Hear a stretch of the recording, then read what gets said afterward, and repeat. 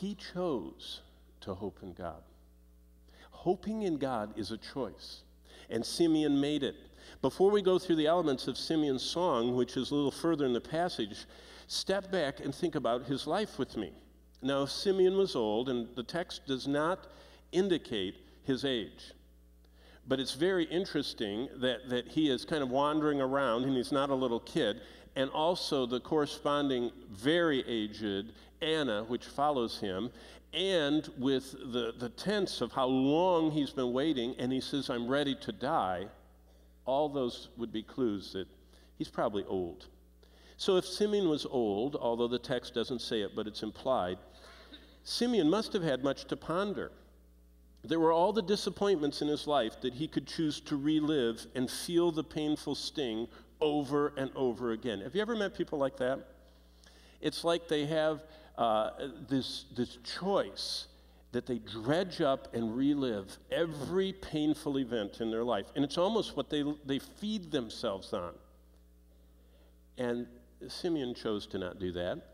And then there were the daily needs he could choose to worry over, especially if he was getting elderly and old. It was harder and harder to make it through each day.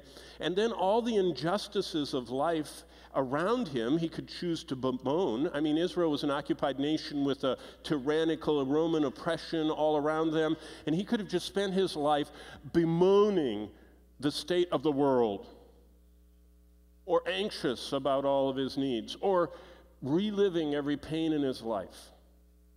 Now, we all know people like that. He wasn't like that. And of course, if he was elderly, he could choose to dredge up many things in the past that he regretted. And constantly just living in the past. But Simeon chose not to dwell on all the bumps that jolted him on the rough ride of life. Instead, God's word notes that Simeon had made it a habit in his life to look at God's plans for his future. Did you know that's what Simeon focused on? Not on all the bumps, not on all the pains, but on what God had planned for his future. And it wasn't just in the back of his mind, it was in the front. Because it came out as soon as he had this exciting moment, what was really important to him comes out. And it was God's plans for his future. God's plans for his future with brightness and hope. The secret of Simeon's walk in those many little choices made by faith was that he chose to live in hope. Hope led him to love the Lord more and more. See, if you really believe that's where you're going, to dwell in the house of the Lord forever, you just think about that so much that you love him and hope more and think more, and it's just like the endless growing anticipation of that moment, of being welcomed into the place we long to be, in the house of the Lord forever, as the 23rd Psalm says it.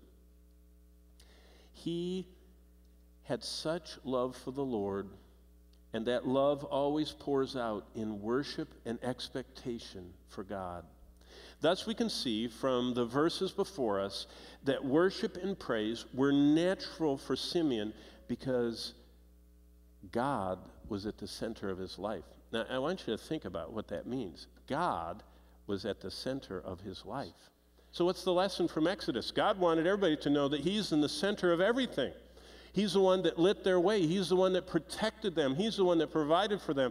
He was the one that led them, because that what would become a big cloud during the day, which would shield them from the 120-degree Sinai blazing desert that would have given them all skin cancer and heat stroke, God put this mobile umbrella over the whole 81 square mile group.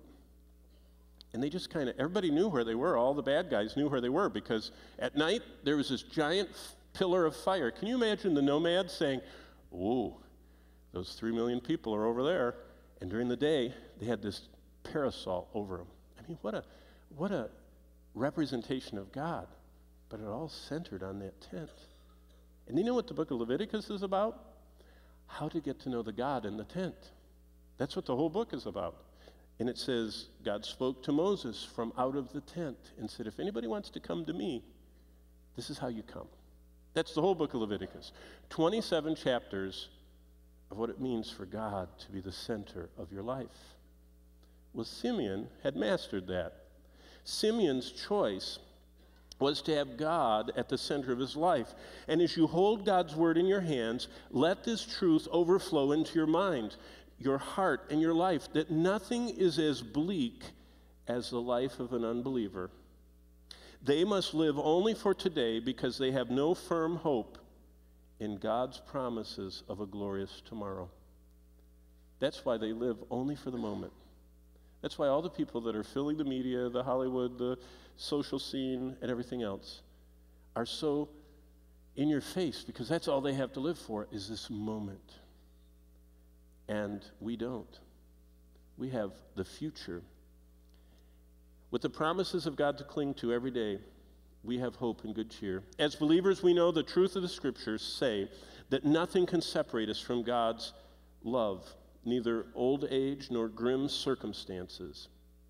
Remember today, nothing but your own wrong choices can keep you from God's comforting hope.